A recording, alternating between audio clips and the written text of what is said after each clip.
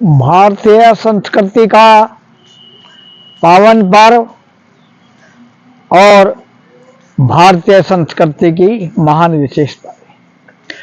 आज भैया दूज का त्योहार है, जिस पर प्रत्येक भाई अपनी बहन के सम्मान में कुछ न कुछ उपहार लेकर के जा रहे हैं और प्रत्येक परिवार में हर्षोल्लास का वातावरण है। ये हमारे देश की एक महान संस्कारों की परंपरा है। संस्कार देना भारत भूमि का स्वाभाविक धर्म है। तो हमारे यहाँ वेदों में माता और बहनों को देवी का स्वरूप माना गया है। ये इस भूमि की विशेषता रही है।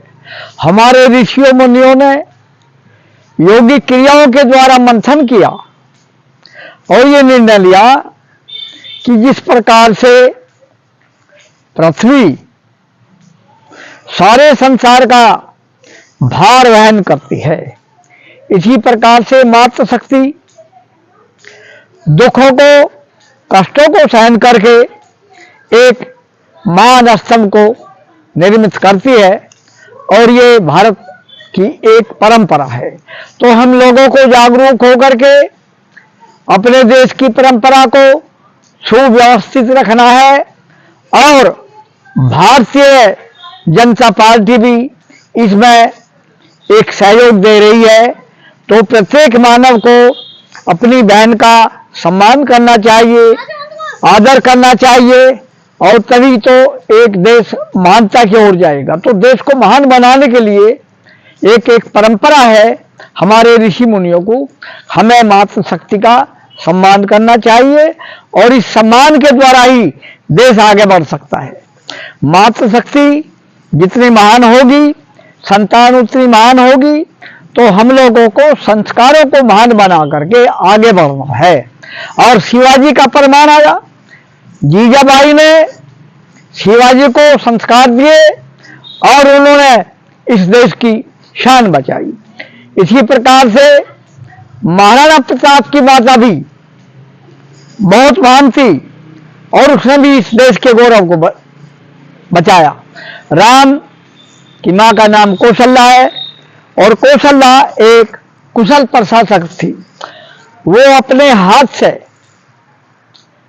उद्यम करती थी और राजकांश नहीं खाती थी, ऐसा इतिहासों में आया है।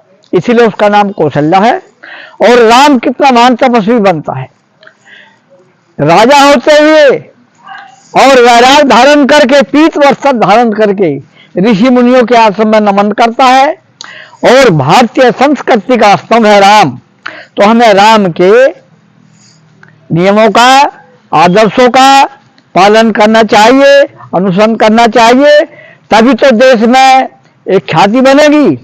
तो राम गरीब लोगों से मिलता है, खेवट से मिलता है, निषाद से मिलता है, भीलनी से मिलता है और जटाऊ से मिलता है। तो इस प्रकार से हमारे ऋषि मुनियों का सम्मान भी उन्होंने किया है। तो भारतीय संस्कृति का महान प्रतीक, संस्कार का एक द्योतक राम हुए हैं।